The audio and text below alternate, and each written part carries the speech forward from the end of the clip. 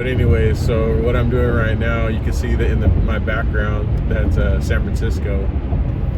And right now what I'm doing is heading home because I got a little, I guess you could say I got homesick or a little depressed, a little bit of both. I guess being homesick is a form of depression.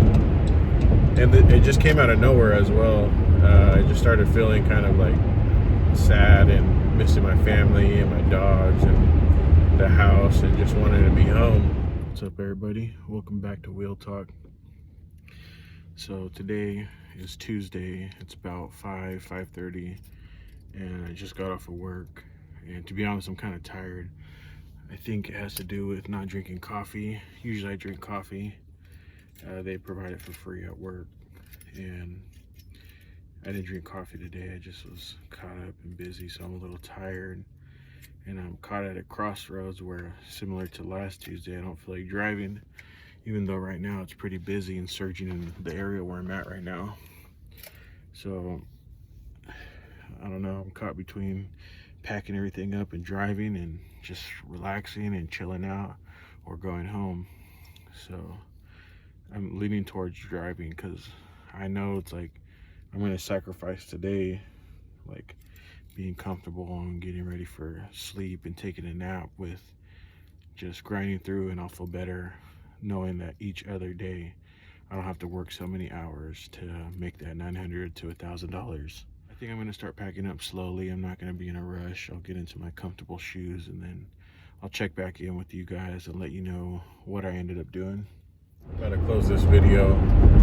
So I drove about 4.5 hours tonight. I made $130. It's not really good. It started slowing down towards the end. I'm not really worried about it. I was a little bit tired today, so I was just taking it easy. Whatever came my way, I took. And I got a lot of XL rides, which those are actually good for keeping up with that formula that I was talking about, where you divide the total time it takes for you to complete the ride by 2, and then if they're paying you above that, then you should accept the ride. So fortunately I got a few of those. But anyways, so what I'm doing right now, you can see that in my background, that's San Francisco. And right now what I'm doing is heading home because I got a little, I guess you could say I got homesick or a little depressed, a little bit of both. I guess being homesick is a form of depression. And it just came out of nowhere as well. I just started feeling kind of like sad and missing my family and my dogs and the house and just wanted to be home. And the good thing about, it's like I don't have to be out here, but I can do something about that feeling of not feeling like I want to be home, you know what I'm saying? So like not sleeping in a car, kind of just, I want to sleep in my own house tonight. And so that's what I'm doing right now. I'm actually headed back home, and I miss my dogs and my kids and my wife, and that's what I'm going to go do right now, is head back home. So I turn off the app early. I'm wasting a lot of gas going back home, and then I got to pay the toll twice to get back because there's 2 bridges, and it's $8 each. It's $8 one way and then $8 another way, actually. So if you do it in one day, it's 2 tolls that you're paying. But today, going back home, I'm only going to pay that 1 toll. The reason why I called this channel Wheel Talk is because it's like real talk, like being honest about how I feel, what I'm going through, and what I'm doing to overcome my struggles. And so being honest about how I feel, not feeling too good. And what's weird is it just came out of nowhere. Like I just got this urge to like go home, and that's what I'm doing right now. So I think it's probably like from where I'm at right now, maybe an hour to get home. And probably get home around like 12:30, and then I might go to sleep at like 1:30, and then wake up at around like 8:30, maybe 9:30, probably like 8:30, 9 o'clock, and then head back out here at 9:30, get in by like 10:30, because around 9:30 the traffic's dead, so I won't hit traffic going to my regular day job. Once I get into my regular job, I'll probably stay until like 3 o'clock or 4 o'clock, and then 10:30, 11:30, 12:30, 1:30, 2:30, 3:30. Probably like, that's one of the benefits about being a salaried employee. Like I feel very privileged to have the flexibility like I do. Like, I could get in late and I could work late, or I could get in early and work early. I set my own schedule as long as I meet my deadlines and I'm able to meet with the people that I need to meet with. Then it doesn't really matter when I start or when I end. And yeah, because I know there's a lot of people like, my family, they're all blue collar workers, and they were working hourly, so it's a big difference to get paid a salary where, you're not, I don't, like, that's because I'm not good at being consistent on waking up at a specific time. Sometimes I'm waking up super early consistently, and then I'll switch to waking up late consistently. It just depends on how I'm feeling, and I'm glad like that I have that flexibility. Anyways, so yeah, I'll probably get in around 10:30, probably work like 5 hours, and a lot of the times, like I have a really long commute on my bus. It could be like an hour and a half in the morning, and then like 2 hours to 2.5 hours in the afternoon when I'm not doing Uber and Lyft, and I'm just taking the bus from work to the bus stop by where I live. But the good thing about that is that it has Wi-Fi, and for my type of job that I have, I could do a lot of work on there. I could do presentations, I could do data analysis, I could do background readings for projects. I could get a lot of work done on the bus, because when you, like, in the type of work that I'm doing, like, people get into the office, they go to their cubicle, and then they're at their computer for 3 hours. Well, I could do that same thing on the bus, and so I'm kind of killing two birds with one stone. One is like, I don't know, like, it's like you're floating to work, like it's a privilege to have somebody be able to, like, to drive you, and I feel very grateful for the position that I'm in my regular day job, and I feel very fortunate, even though, like, I got a long ass commute. Like, I would love to live close. I used to live close to where I work. I used to ride an electric bike that they provided for me. It was called a Van Moof. That thing was awesome. I wanted to keep it, but because they ended the program, and they're like, oh, you could pay the difference of, like, the depreciated value and what it's still worth. You'll pay that price, but it was still like $1,500, and I was like, I didn't have $1,500 at the time. Or I think I did, but I was getting ready to buy my house, so I didn't want to spend a lot of money like that. But that electric bike was super sleek. It looked just like a regular bike. But yeah, that's another thing I could talk about too, is how I got my house, how I got my job where I work now. Because I got my house in 2022, which was like at the height of the market. Like, but I was like, damn, because there was a lot going on. I could get into it at another time, but basically, yeah, there was a lot going on, and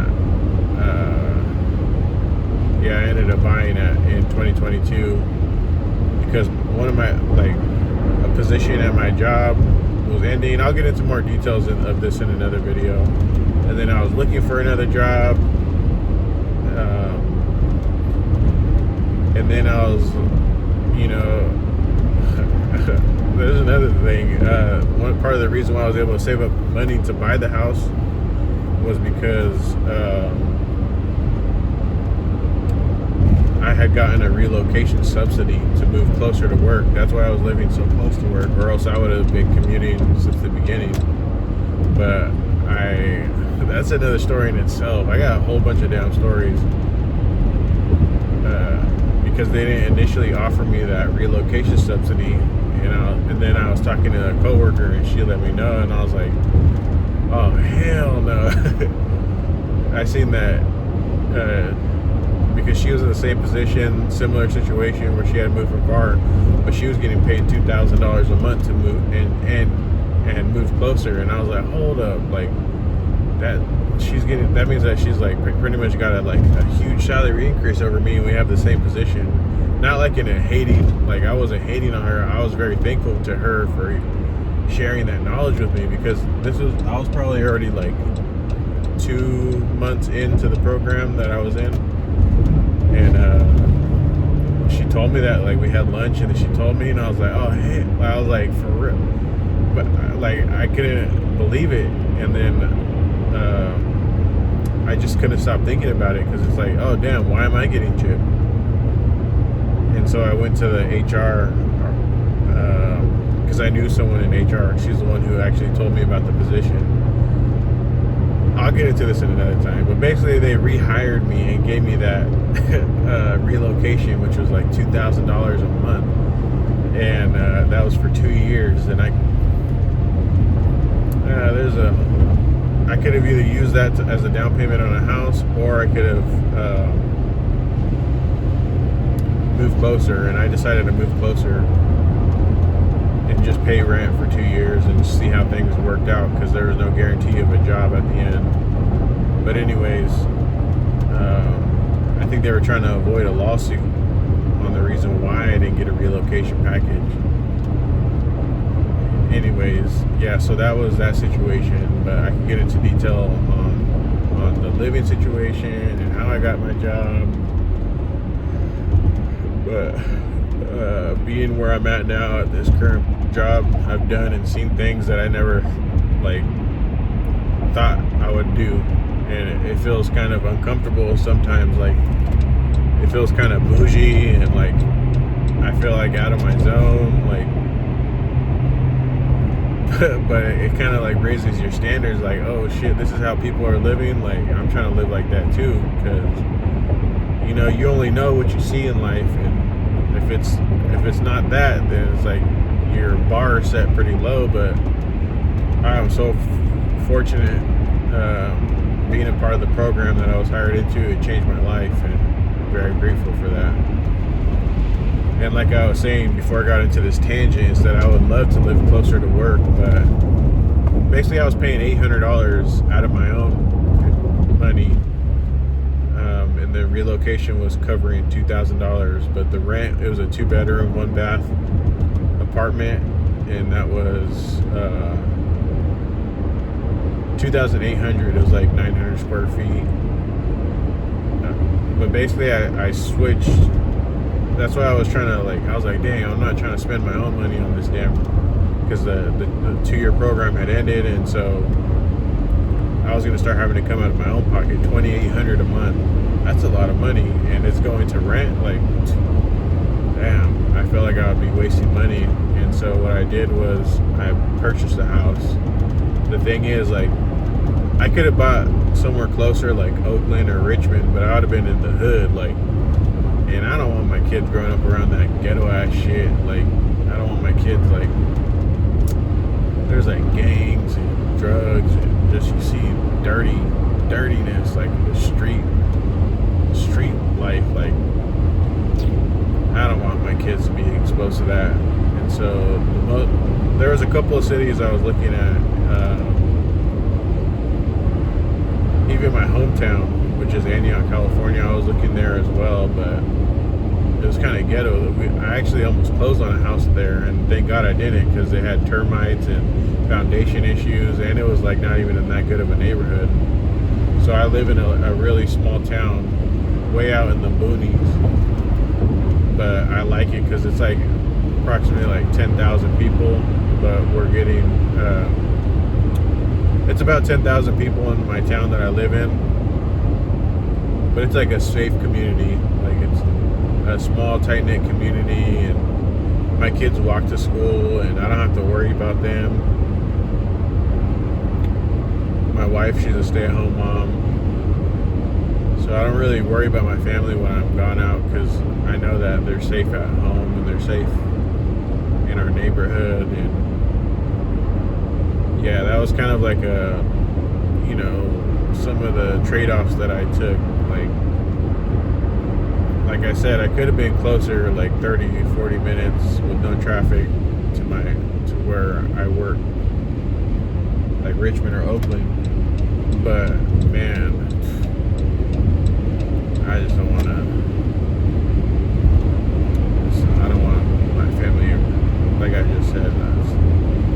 I think in the long run, you know, I have to sacrifice my commute and stuff like that, but I think I've got to a point where I got comfortable with my commute, and I got comfortable with my routine, and so I'm okay with the decision that I made to buy the house where I did, especially because I know that it's like a safe area, and there's not a whole bunch of like homeless and crackheads and people begging for money, and you know, my kids feel safe walking around in their town, and they have friends in their neighborhood, and you know, the kids, their friends come over, they go over to their friends, and we live over by the river too, so my son, he's into fishing, and yeah, so long story short, I felt a little depressed, and it came out of nowhere too. I felt a little depressed, got a little homesick, so that's why I'm headed home. I know I feel a lot better once I get home, and then I'll head back in tomorrow. And again, back to getting back on one of my other tangents is that, you know, I can start at 10:30 and go till 3:30, 4:30, and that's fine. I can get my work done, and then I can start driving for Uber and Lyft. And that's what I'm going to do tomorrow. Is I'm still going to continue to try and make $900 to $1,000 this week. I just got to. When you look at your bank account and it's looking a little thin, you gotta. That's some motivation right there to keep on going. And that's how I was looking, because you know, a big chunk of my check went to my mortgage on the first of the month, and then all that $900 or that $1,000 that I made last week went, like I said, went straight to my credit card, and now I owe like $1,600. So after this week, if I clear $1,000, I'll be at like $600, $600 to $700 left on my on that credit card, and then I have one more week of doing this. We'll see how it goes. Another thing I do at work is they have a blood donation program, and I donate blood. It's mostly for volunteer, because I also get blood for my science. For the work that I do, I get blood. I requested donors to donate blood. So I feel like, you know, it's kind of nice to be able to give back in that way. And you get reimbursed a little bit depending on the volume of blood that they take. But then there's this one big donation that you could do, and it's like it's like $850. I was like, sign me up. And yeah, I did that earlier in January during my vacation time, and that was like $850, and I think that's going to be coming to my check on like the 15th of February, and on the 16th is my birthday. But anyways, technically I don't even have to like keep working, but it's just like, because I know to pay off that credit card, I could just pay that off completely with that next check, because it's going to be a fat check. more that I keep working, it's like it's just going towards debt. So it's like if it's not that credit card, it'll be towards another card. And then, to be honest, I could sit back on my laurels, and I know that I have this check coming on the 15th that's gonna be fat to pay off that zero interest credit card. And then I have my taxes and my bonus. Like, I could be chilling right now if I wanted to. I don't even have to do this. But it's like, I want to do it because I know that my debt is more than all of those payments. So it's like, even if I get there, then I'm still like, what, another 6 months to a year before I pay off the, like, probably longer than that, to be honest. So yeah, that's kind of why I'm motivated. I'm tired of having debt, and I'm just trying to get it all cleared out. Yeah, there was this rapper, he said one time, even when I got it, I'm gonna get it like I don't. Thank you for tuning into this episode of Will Talk.